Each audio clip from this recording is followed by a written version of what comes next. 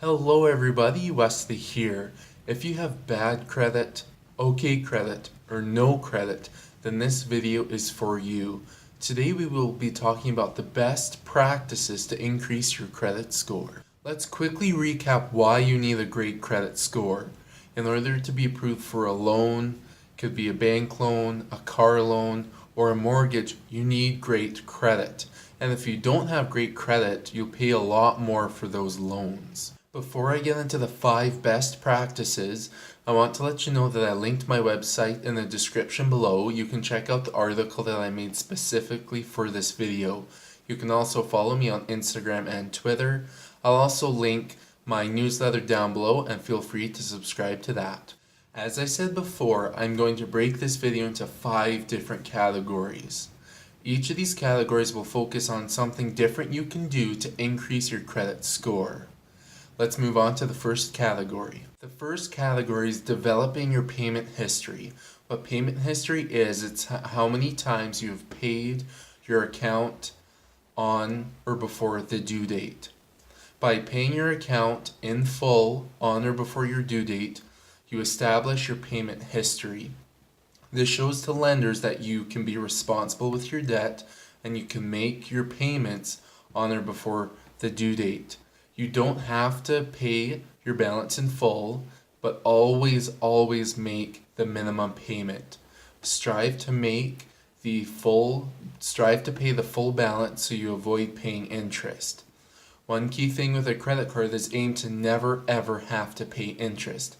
If you don't pay interest, you won't go into debt, and if you don't go into debt, you'll never have to get out of it. The second category is credit utilization. Now, credit utilization is using 35% of your total available credit or less. This shows to lenders that you are not desperate for the money and you don't go on big, wild purchases often. So what you need to do is you need to total up your available credit and only spend up to 35% of that.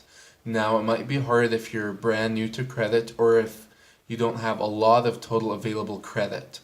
But by doing this, you'll be able to further increase your credit score, and then you'll be eligible for more credit. And the more total credit you have, the more you can spend while staying within that 35%.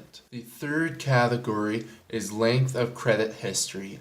The longer you have a credit account open and in good standing, the higher your score will be able to go. During your first 2 years, as you get a new source or account of credit, your score will stay relatively low. After those 2 years, you will not be new to credit, but you will have developed some credit history. This one goes along with the first category. Not only do you need your length of credit history, but you also need those steady payments for every month that you carry a balance. One misconception of the third category is that if you take an existing balance, let's say an existing credit card, and you transfer it to a new credit card, you transfer that balance, you will keep your length of credit history with that first source of credit. You actually don't. So for my example, in the next month I'll have my credit card for about 2 years. If I was to transfer that balance to a new credit card, I will be wiping out that 2 years of credit experience. So I would recommend that you keep that old line of credit open and in good standing as long as it does not have a yearly fee. If it is free, then keep it open, use it once a month or twice a month, but however many times you have to use it to keep it open, so then your score doesn't drop when you close that line of credit or that credit card. The fourth category is avoiding hard credit hits. Now there's 2 types of checks or hits that your credit can take. There's hard hits and soft hits. Soft hits are ones that do not affect your credit score. They have no positive or negative impacts. These checks include going on Credit Karma and checking your credit report, or if you were to go to one of the credit bureaus and you were to ask them what your credit report is. Those are soft checks. They do not negatively affect your score. If you get a hard hit, which will negatively impact your score. These hard hits includes applying for new credit cards, applying for new loans, applying for a car loan if you're to apply for a mortgage, and some rental applications will count as hard hits.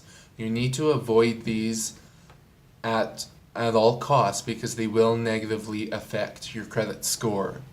Doing some research for this video, I found that some people's credit score will drop 50 points after they only apply for a car loan. 50 points is a lot to lose after simply applying for a car loan.